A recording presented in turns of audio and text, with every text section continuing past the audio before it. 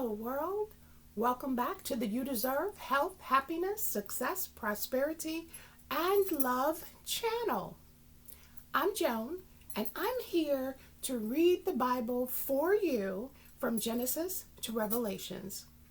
As you know, this is something we're going to do for the whole 2024 year, and we're going to test this whole reading of the Bible and getting an understanding to see if it's actually going to change our lives. So with that being said, let's go ahead and get started. And Father God, before we get started, we want to say, God bless the hearers and the readers of your word. Absolutely. So we're going to talk about one language and one speech. Let's jump into it. And the whole earth was of one language and one speech. And it came to pass, as they journeyed from the east, that they found a plain in the land of Shinar or Shinar. And they dwelt there. And they said one to another, "Go to, let us make brick and burn them thoroughly."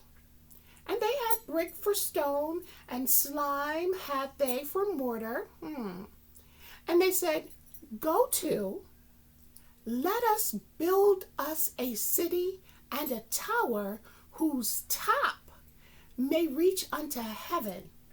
And let us make us a name." They're trying to get a name for themselves. They're trying to get a rep. Okay. "Lest we be scattered abroad upon the face of the whole earth." They're trying to run things, control things.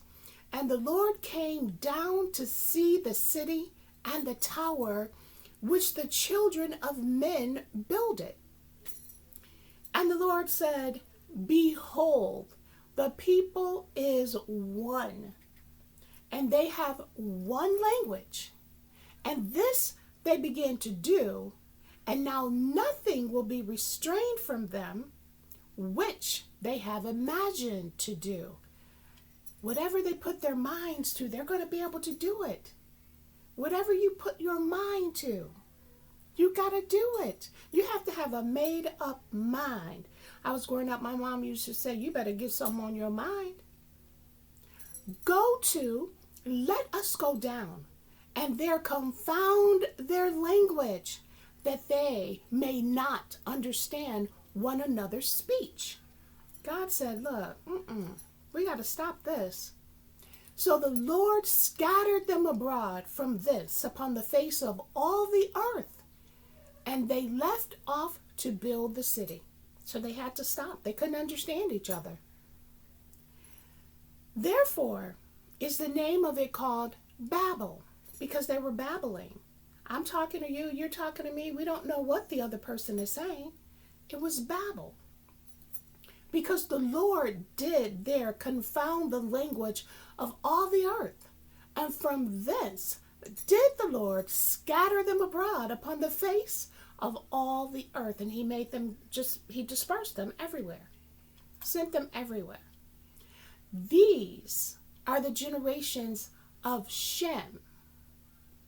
Shem was 100 years old and begot Arphaxad. And 2 years after the flood, he begot Arphaxad 2 years after the flood.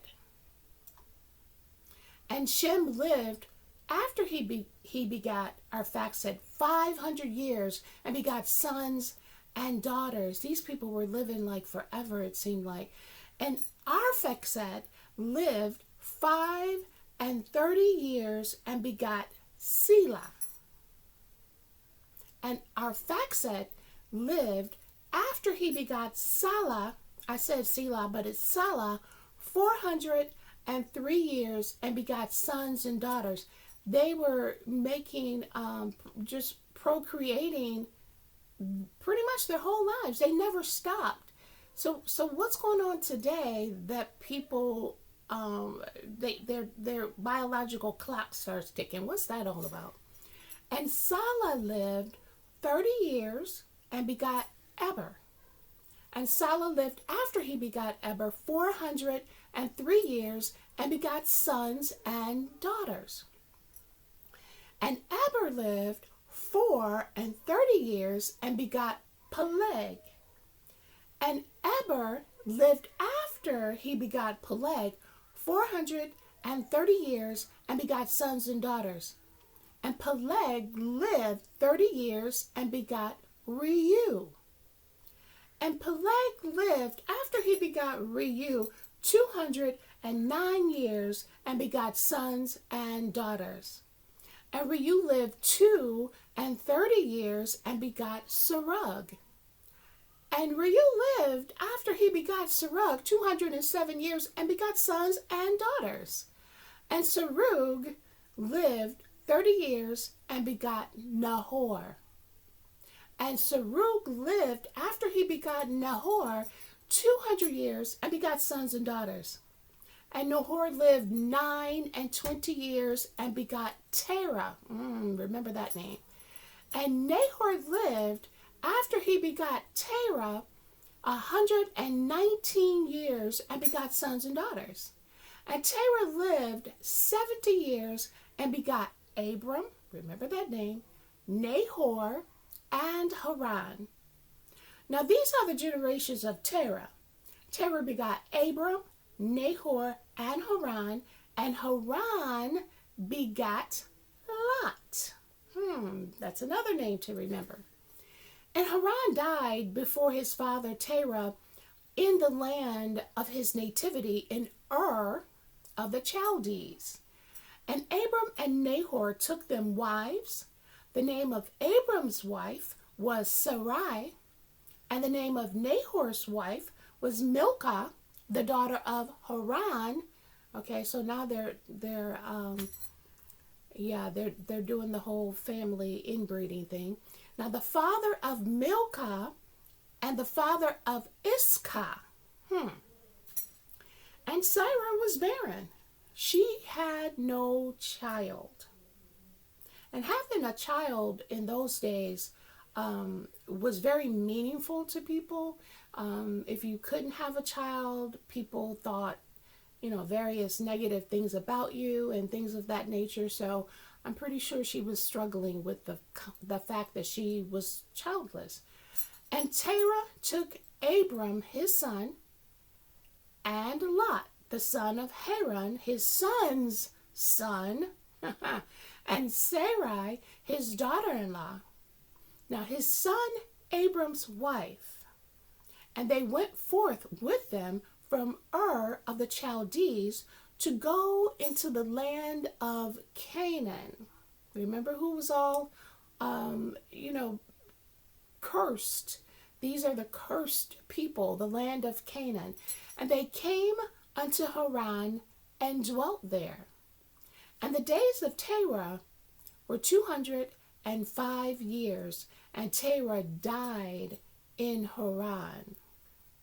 Yeah. Now, Abram and Nahor, I'm going to read this part again. Abram and Nahor took them wives. The name of Abram's wife was Sarai, and the name of Nahor's wife, Milcah, the daughter of Haran, the father of Milcah, and the father of Iscah. I don't know why I wanted to read that again. I just did. So we must need to know some of that for some odd reason. But it'll be revealed as we continue on.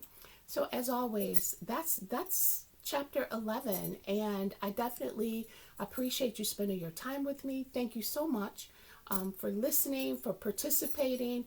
We will read the entire Bible from Genesis to Revelations. We're going to see how far we get by the end of the year. Maybe we will read the whole Bible by the end of the year. I'm not sure, but we're going to give it a try. And nothing beats failure except a try. So thank you for coming. Thank you for listening. Thank you for subscribing. Thank you for clicking like. Thank you for sharing. I appreciate you. And good night. God bless you. Love you.